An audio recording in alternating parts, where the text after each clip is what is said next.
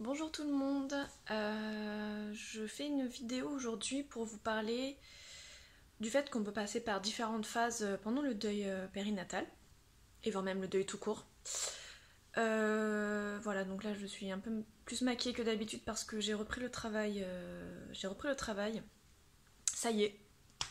Donc j'ai repris très progressivement afin de vraiment m'écouter et afin de voilà, d'être sûre de moi parce qu'il y a des moments où ça va très bien, des moments où ça va beaucoup moins bien. Donc là pour l'instant tout va bien, ça s'est très bien passé. J'ai la chance d'avoir des clientes absolument parfaites, absolument géniales. Voilà, et puis celles qui sont un petit peu qui font un petit peu comme si elles avaient oublié que j'étais enceinte ou celles qui me posent aucune question, soit elles sont pas au courant parce que les nouvelles circulent très vite, hein. Soit elles sont pas au courant, soit elles sont au courant et elles veulent pas m'en parler, donc quand c'est comme ça je laisse faire. Si un jour elles m'en parlent j'en parlerai, mais voilà, je veux pas forcer la main non plus. Et surtout, je suis là pour travailler, donc je vais pas non plus raconter ma vie à chaque fois. Voilà, donc reprise du travail, voilà. Après, c'est un travail passion, donc forcément, c'est quand même plus facile. Étant à mon compte, c'est quand même. Je pense que c'est plus facile que pour quelqu'un qui est salarié. Après, moi, je suis au contact de beaucoup de gens, donc c'est ça qui me faisait peur. Et au final, pour l'instant, tout va bien. On verra dans les jours qui suivent, hein. On verra bien comment. Je vous dirai si jamais il y a des choses qui n'ont pas été cool ou si au contraire ça a été top. Donc voilà, donc je ne suis pas trop pour le fait de dire que. Revenons à nos moutons. Je ne suis pas trop pour le fait de dire qu'on passe tous par les mêmes épreuves au même moment. Pour moi, il n'y a pas forcément d'étape dans le deuil périnatal. Je pense que on est tous différents face à ça. Personnellement, j'ai l'impression que j'ai passé des étapes très rapidement. Et d'autres qui ont été beaucoup plus longues. Après, je ne suis qu'à 6 semaines, hein, donc ça fait que 6 semaines que ça s'est passé. Donc c'est vraiment. C'était il y a vraiment très peu de temps. Ça fait vraiment pas longtemps du tout.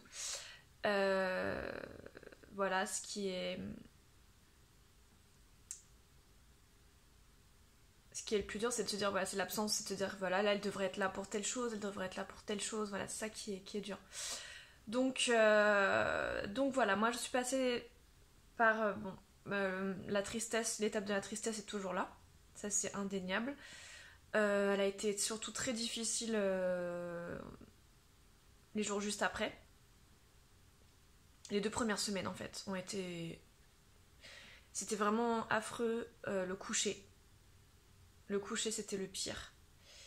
Et le réveil. Quand on se réveille de la nuit en fait, on oublie un peu, on pense pas, à part si on fait des rêves bien sûr. Mais la nuit pour moi c'est un apaisement et ça l'est toujours. Parce que du coup je ne pense pas à ma souffrance.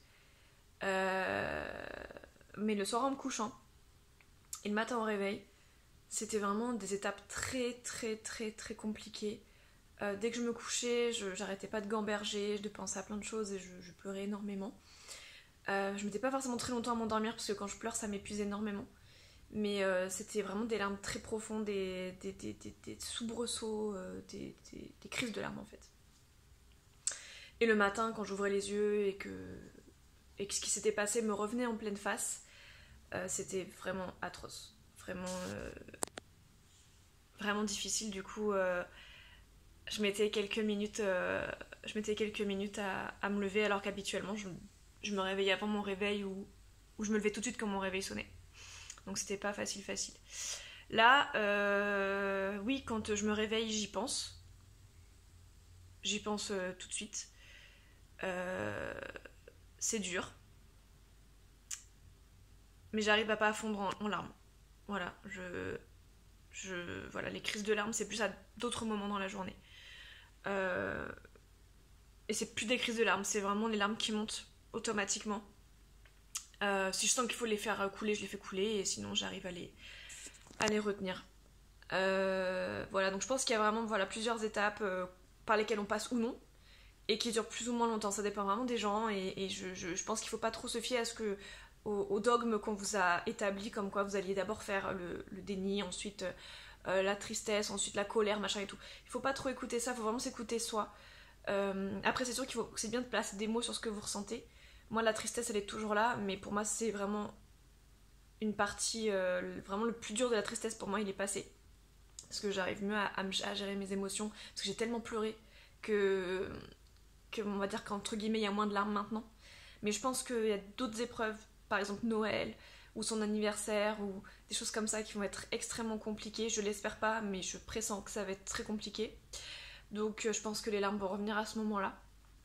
Je pense qu'il n'y a pas de date butoir. C'est pas parce que ça fera plus longtemps que ce sera moins difficile, etc., etc. Voilà. Donc voilà, je suis passée par la tristesse, qui est toujours bien sûr présente, hein, extrêmement présente. La colère. La colère, c'était vraiment dans les 3 semaines qui ont suivi. La colère a été assez palpable. Voilà. Je m'énervais vraiment très facilement. Et voilà, donc en fait, j'ai un peu mélangé 3 étapes, enfin 3 phases, on va dire, parce que pour moi, c'est pas des étapes, 3 phases. J'ai vraiment mélangé tristesse, colère et le déni a duré très peu de temps. Il a duré peut-être une demi-heure après qu'on me l'a annoncé. J'ai pas vraiment eu de déni. Au contraire, je voulais pas l'oublier. Je voulais pas être dans le déni. Et je pense que mon cerveau l'a compris très vite. Mon inconscient aussi. Et voilà, donc ça, c'est des phases plutôt classiques, on va dire. La tristesse, la colère, le déni, c'est des choses assez classiques. Là, je suis dans une phase qui est en train de s'estomper, mais qui dure depuis bientôt une semaine. C'est la phase morbide. Je pensais pas du tout que j'allais passer par là. Je suis choquée moi-même de passer par cette phase. Et elle est vraiment, vraiment très dure. J'espère que ça va vite passer parce que vraiment c'est atroce.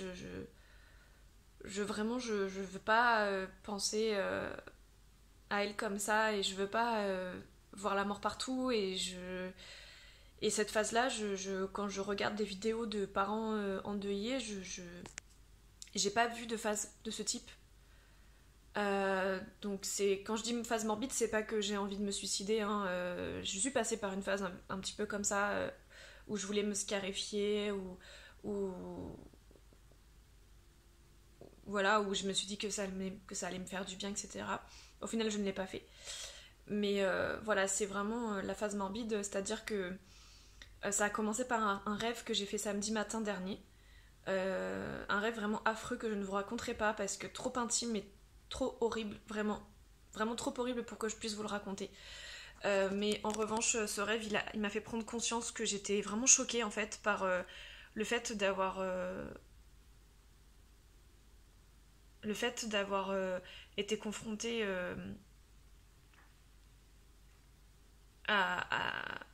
au corps qui devait être animé de mon enfant. Et moi, je n'ai malheureusement pas eu la chance de voir ce corps animé et de voir ses expressions et d'avoir son regard dans mes yeux et de ne pas l'avoir pu voir vivante. Et je pense que ça me choque beaucoup plus que ce que j'aurais pu croire au début. Au début, la toute première fois que je l'ai vu, forcément, ça m'a fait très bizarre, mais je l'ai tout de suite aimé et j'ai accueilli ce corps inanimé parce que c'était le corps de ma fille et que même s'il était inanimé, c'était beau pour moi parce que c'était elle, une partie d'elle en tout cas, parce que voilà, elle était partie. Mais en fait, ce rêve qui était affreux, qui était vraiment même dégueulasse, qui m'a vraiment choquée, m'a fait prendre conscience que j'avais un travail à faire sur le fait de d'avoir vu son corps décédé, d'avoir vu son corps inanimé. M'a fait prendre conscience que ça va mettre du temps à être accepté. Je pensais vraiment que c'était accepté, je pensais vraiment pas que je le vivais comme ça, que mon inconscient le vivait comme ça, et l'inconscient a fait ressurgir ça dans mon conscient. Et maintenant, je me rends compte que voilà, que j'arrive. En fait, même si je sais que ça aurait été aussi dur, voire même plus dur si je l'avais connue vivante, parce que du coup, connaître quelqu'un de vivant et après le voir partir si vite, c'est affreux. Parce que tu as connu la personne et que tu t'attaches à ce que tu as vécu avec la personne, à son odeur, etc. Moi, j'ai pas connu son odeur parce qu'elle était décédée. J'ai pas vécu de moment où elle était vivante. Donc du coup, j'ai que ces images d'elle morte. J'ai que ça. Et en fait, je me rends compte qu'en fait, c'est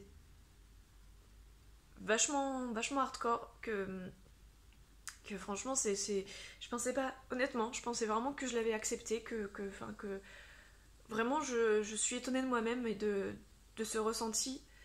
Et maintenant, dès que je vois une photo de bébé ou un bébé dans une poussette, ben je le vois mort. Et je veux pas voir les choses comme ça. Je veux pas. Je veux surtout pas. Pour moi, c'est une vie, donc c'est beau. Et là, jusqu'à samedi dernier, jusqu'à samedi matin dernier, parce que c'est un rêve que j'ai fait juste avant de me réveiller, je suis dans cette phase morbide, là qui commence à partir, hein, heureusement. Mais ça, en fait, cette phase, voilà, comme je vous dis, m'a fait prendre conscience que j'avais un travail à faire sur ça, sur le fait que j'ai connu ma fille que décédée. Et franchement, c'est trop affreux. Et d'un côté, je me dis, les parents qui sont au deuil périnatal mais qui ont connu leur enfant vivant, je me dis, vous avez de la chance. Mais en fait, non, pas du tout, parce que c'est limite pire, je pense. Enfin, je sais pas si. En fait, il n'y a pas de degré, on peut pas dire c'est pire ou pas pire. On peut pas comparer, c'est pas possible. Mais au moins, vous vous rattachez à une note positive, le fait de l'avoir vue vivant. Et moi, je l'ai pas vue vivante. Et du coup, j'ai que ça d'elle. J'ai que cette partie. J'ai que elle décédée. Et je veux pas. Je veux pas. Excusez-moi. Excusez-moi. Voilà, donc du coup, je pense moi qui avait vu un psychiatre et qui m'avait dit que j'avais pas besoin de thérapie, que par contre, fallait pas que j'hésitais à retourner la voir si besoin. Je pense que je vais retourner la voir en fait. Parce que je pense que j'ai un travail à faire sur ça. Parce que je veux pas rester là-dessus et que ma fille, elle était belle, même morte, elle était belle et que vraiment, je pensais pas que ça m'avait choqué comme ça. Vraiment pas. Voilà, donc si vous passez par ça, n'hésitez pas à m'en parler, à échanger avec moi parce que j'ai pas vu de personnes qui étaient passées par cette étape-là sur YouTube et tout ça, ou alors je suis pas tombée sur les bonnes vidéos, j'en sais rien. Mais voilà, désolée, c'était la partie. Là, c'est la phase dans laquelle je suis actuellement, donc c'est un peu compliqué. Voilà, après, voilà, il y aura des rechutes aussi. Il y a la phase de la rechute qui existe, que je sais palpable, voilà, comme je vous disais, pendant les dates anniversaires ou les Noëls, etc. Ou même dans d'autres situations auxquelles on pense pas forcément. L'annonce d'une grossesse, peut-être, ou des choses comme ça. Il y a aussi la phase du repli, que moi j'ai pas connue pour l'instant parce que j'ai besoin des autres et que j'ai besoin de communiquer et que pour l'instant j'ai pas eu besoin d'être seule. Il y a des moments où je suis seule et ça me va très bien, mais c'est pas un moment de repli où j'ai besoin d'être seule constamment.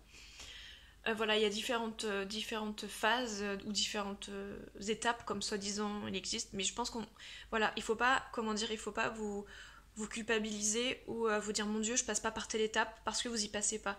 Peut-être que vous y passerez jamais, peut-être qu'il y a des étapes que vous allez pas avoir et tant mieux. Et il y aura des étapes, par contre, d'autres étapes plus longues. Et ça va être difficile, mais il va falloir les accueillir parce que ça fait partie de votre deuil. Et je considère que chaque personne a une sensibilité et une psychologie différente qui fait que voilà, vous passez pas par les mêmes choses.